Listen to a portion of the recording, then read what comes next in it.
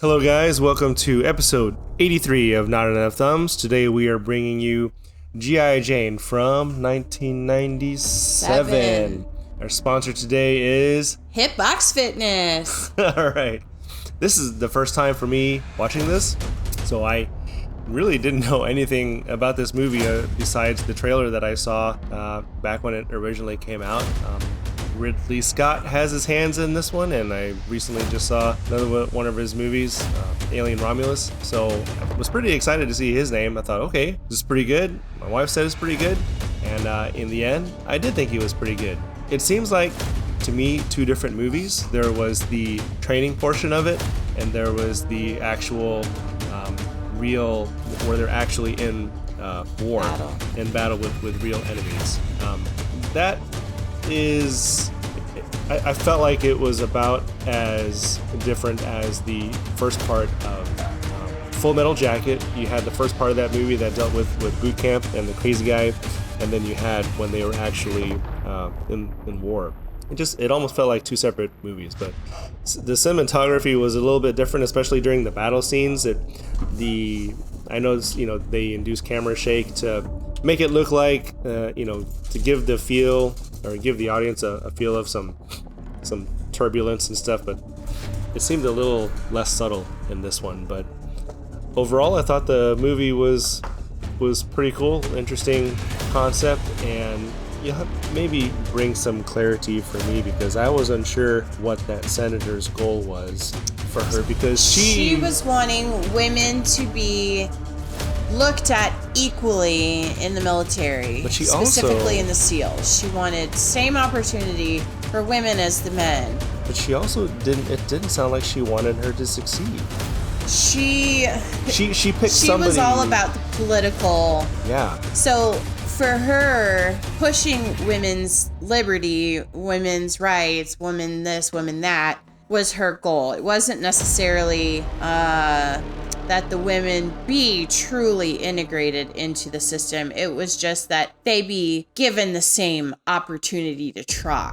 And so that was one thing that Demi Moore's character asked for. She did not want any special treatment.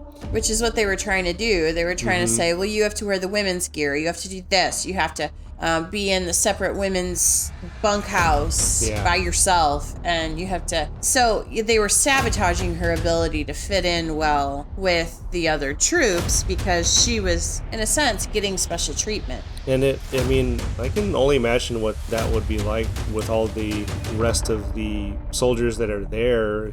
It's just not. This was a new thing that they were testing, and some learned to appreciate her grit. I guess the other thing that I wasn't quite a fan of was that she was being too much like the guys with her language and her actions. I don't know, that seemed kind of off-putting.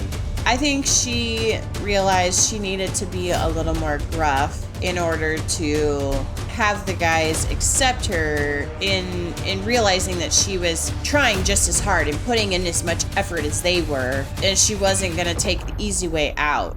Some of them, part of their thing was if it got too hard, you could walk away by ringing the bell. Several of them pushed her to try to go ring the bell, and she was bound and determined that was not going to happen. Yeah, even her commanding officers. Yeah. And this was definitely obviously very there's a lot of Hollywood inserted into this, because there on YouTube there is a great documentary on Bud's Class 243, and you can see SEALs in training going through all of their different evolutions.